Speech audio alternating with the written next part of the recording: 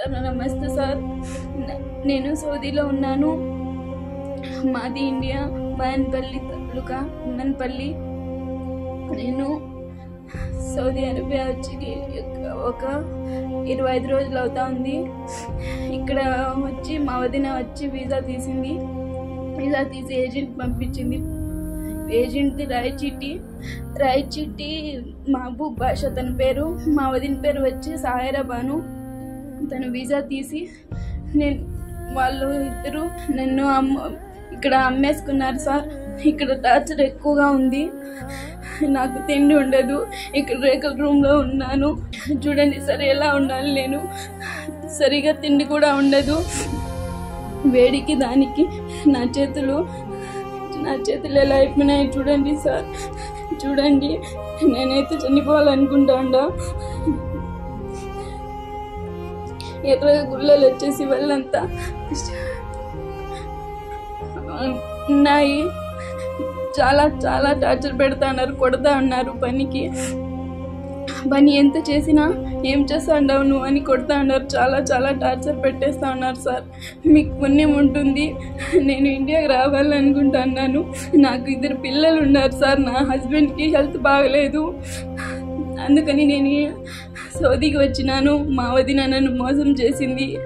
Agent వాళ్ళు డబ్బులు తినేసి నన్ను డబ్బులు కట్టేసి వెళ్ళు అంటూ అన్నారు. చెప్తే పట్టించుకోలేదు. ఇంట్లో వాళ్ళు కానీ అంటే డబ్బులు కట్టేసి పో అంటూ అన్నారు. ఎలా అంటే అట్లా మాట్లాడుతూ ఉన్నారు సార్ ఇంట్లో. మీకు పుణ్యం ఉంటుంది. నేను ఇండియాకు వచ్చేయాలనుకుంటా ఉన్నాను. ఇక్కడ ఉంటే చచ్చిపోతానేమో అనిపిస్తుంది. నిజంగానే చనిపోతా సార్. నేను అన్నం తిని అయితే వారం అయింది సార్. ఇక్కడ తిండి కూడా సరిగా ఉండదు సార్. నిద్ర సరిగా ఉండదు. పని 8 నుంచి రాత్రి 2-3 గంటల వరకు చేయాలా సార్. కొంచెం కూడా రెస్ట్ ఉండదు. మీకు పుణ్యం ఉంటుంది. నేను ఇండియాకి వచ్చేయాలి. నాకు 2 పిల్లలు ఉన్నారు. మా ఆయనకి హెల్త్ బాగలేదు. చేతులు ఊదిపోయినాయి, గుళ్ళలు వచ్చేసినాయి. నా వల్ల కావడం లేదు సార్. నేను ఇక్కడే చనిపోతానేమో అని భయంగా ఉంది సార్. నాకు మీరు ఎట్లా చేసి నాకు కాపాడండి సార్. ఇండియాకి రప్పించండి సార్. మీకు వెల్కమ్ టు సుమన్ టీవీ. నేను వినయ్. మనం అన్నమయ్య జిల్లా మదనపల్లి నియోజకవర్గం నిమ్మనపల్లి మండలంలో ఉన్నాము. మనం చూసుకున్నట్లయితే గల్ఫ్ బాధితులు సంఖ్య అధికమవుతున్నట్లు తెలుస్తుంది. రీసెంట్ గా చూసుకున్నట్లయితే కువైట్ శివ, వీరేంద్ర వంటి వారందరూ తమ బాధను సుమన్ టీవీతో తెలుపడము, వారు తిరిగి ఇండియాకు రావడము జరిగింది. ఇదే కోవకు చెందిన పి హసీనా వయసు 24 సంవత్సరాలు తన చిన్న పిల్లలైనటువంటి 2 బిడ్డలని వదిలేసి సౌదియాకు పొట్టకూటి కోసం వెళ్ళినట్లు తెలుస్తుంది. ఆవిడ అక్కడ పడుతున్న కష్టాలను, తను ఏజెంట్ చేసిన మోసాలను వివరిస్తూ ఒక సెల్ఫీ వీడియోని మన సుమన్ టీవీ వారికి పంపించడం జరిగింది. ఇందులో నిజం ఎంత అనేది వారి బంధువుల దగ్గర నుంచే అడిగి తెలుసుకుందాం రండి.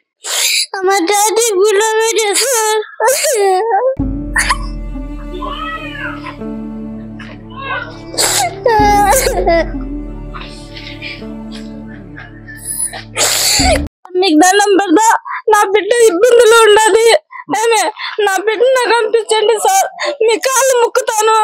నా బిడ్డ ఇబ్బందులు ఉండదు. టార్చర్ పెడతా ఉన్నారు. అక్కడ ఏజెంట్ చూస్తే నాకు సంబంధం లేదంట అన్నాడు. 3 లక్షలకి డబ్బులు పెడితే కట్టి నేను పంపిస్తాను, లేకంటే పంపించిన అంట అన్నాడు సార్. ఆయన ఆ ఏజెంట్ కి సంబంధం అంట, నాకు సంబంధం లేదంట అన్నాడు. ఇదే ఎవరు పంపించినారో వాళ్ళు కడుక్కో అంట అన్నాడు సార్. నాకు సంబంధం లేదంట అన్నాడు. మేము ఎవరికి సార్ అడిగేది? ఆమె చూస్తే అక్కడ సౌదీలో ఉన్నది. నా బిడ్డ నాకు పంపించండి సార్. మీ కాళ్ళు ముక్కుతాను.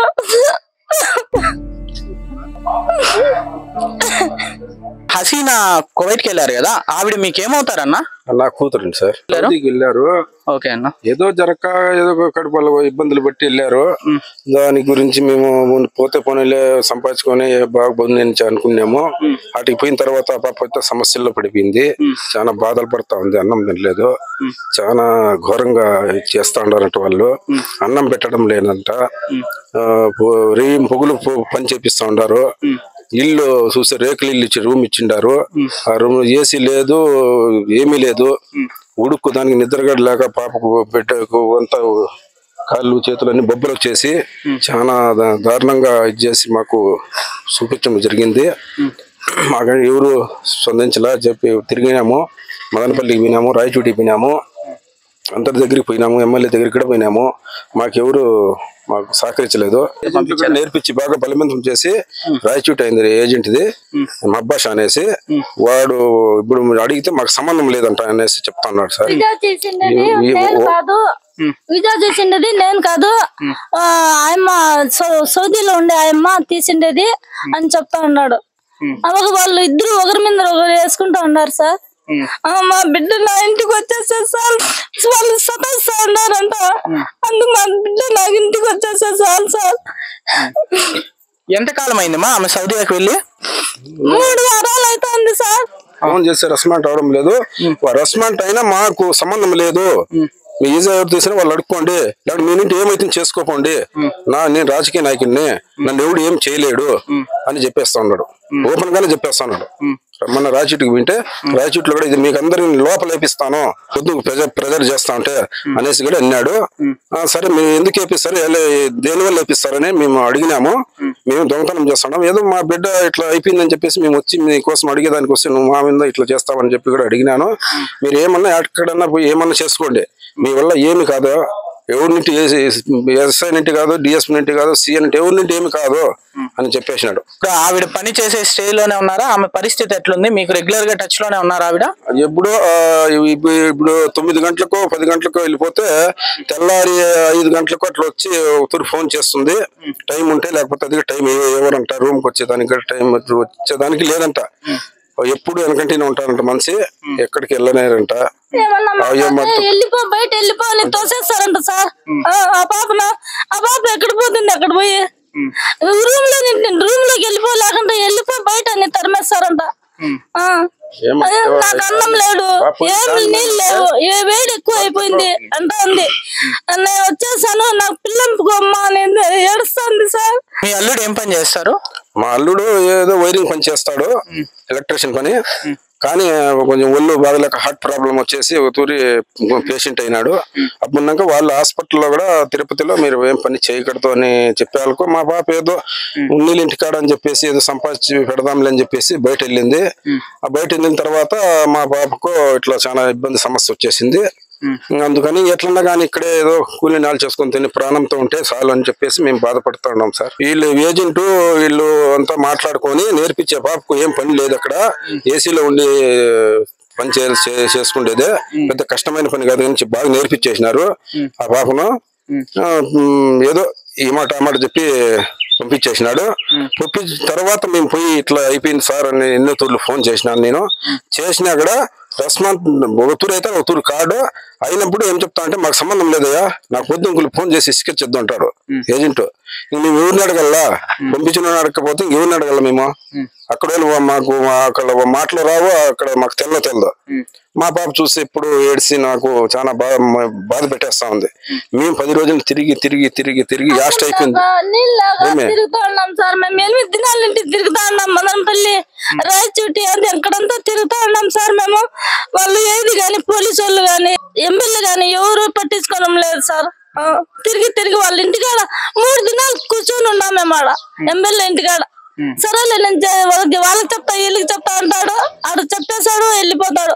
వాళ్ళు చూస్తే పట్టించుకోలేదు సార్ పోలీసు వాళ్ళు. ఇప్పుడు ఏజెంట్ సౌదీకి పంపిక ముందు ఎటువంటి మాటలు చెప్పారమ్మా? ఏమని లేదు, మీ భర్తకు బాగలేదు కదా, హార్ట్ ప్రాబ్లం ఉంది కదా, పోయి సంపాదించుకొని వచ్చుకోమ్మా, నీకు మంచి డబ్బులు ఇస్తారా, నీకు చాలా కష్టంగా ఉండదు, ఇబ్బంది ఉండదు అని చెప్పి ఏదో చెప్పి మాటలు చెప్పి పిలుచుకొని పోయి పంపించేసినాడు.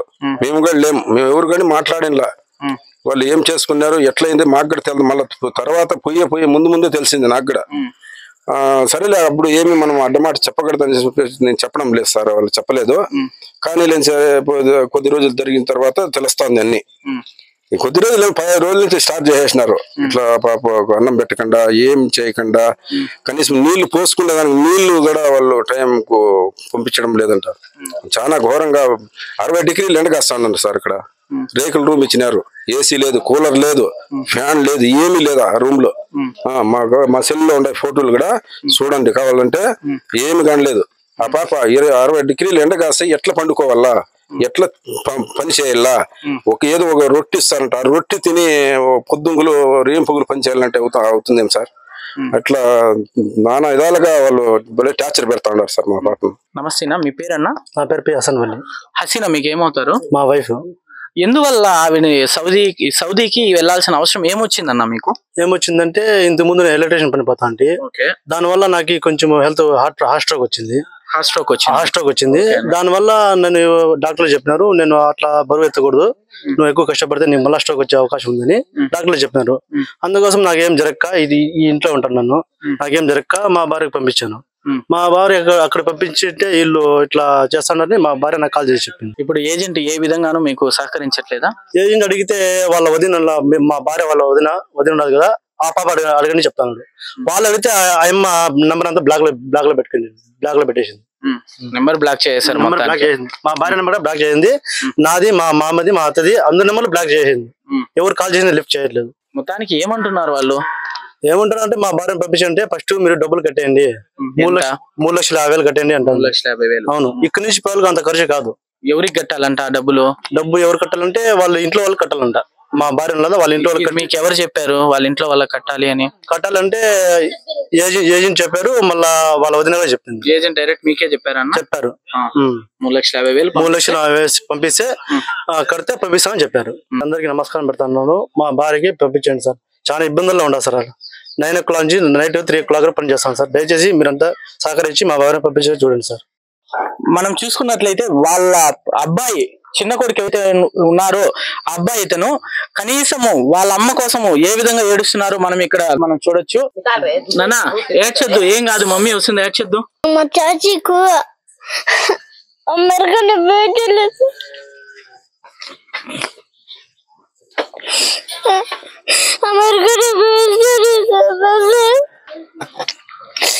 बेटे मैं वाजिद खाना